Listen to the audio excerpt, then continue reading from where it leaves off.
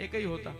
अच्छा अब हम कह रहे सत्य भी दो होते हैं, व्यासपीठ से कह रहे हैं तो सिद्ध करके समझाएंगे सत्य भी दो होते हैं। अब आप कहोगे महाराज सत्य दो कैसे होते हैं? देखो हम बता रहे हैं, अब हमारी तरफ देखो तो हम समझा रहे ना। एक आप सवेरे सवेरे जगह, आपके दरवाजे पर एक मेहमान आ गया। मेहमान ने आपसे पूछा भैया आपकी माताजी कौन, पिताजी कौन? आपने कहा ये देखो दरवाजे पे बैठे ये हमारे पिताजी, आंगन में बैठी ये हमारी अम्मा है। तो वो माता पिता के पास में मेहमान बैठ गया।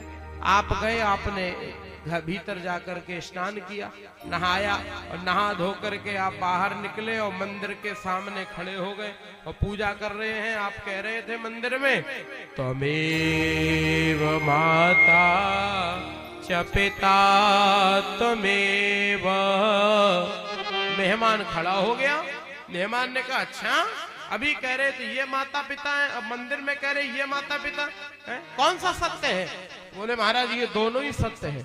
दोनों ही सत्य है? बोले सत्य भी तो हो सकता। बोले हाँ, तो ये जो मंदिर में बैठे हैं ये भी सत्य है, ये जो बाहर बैठे हैं ये भी सत्य है, लेकिन एक अंतर है। ये जो मंदिर में बैठे हैं ये सारे संसार के माता पिता हैं, लेकिन जो घर में बैठे हैं ये हमारे माता पिता हैं। और जो घर के माता पिता हैं ये हमारा सामान्य सत्य है, लेकिन जो मंदिर में माता पिता हैं ये परम सत्य है महाराज।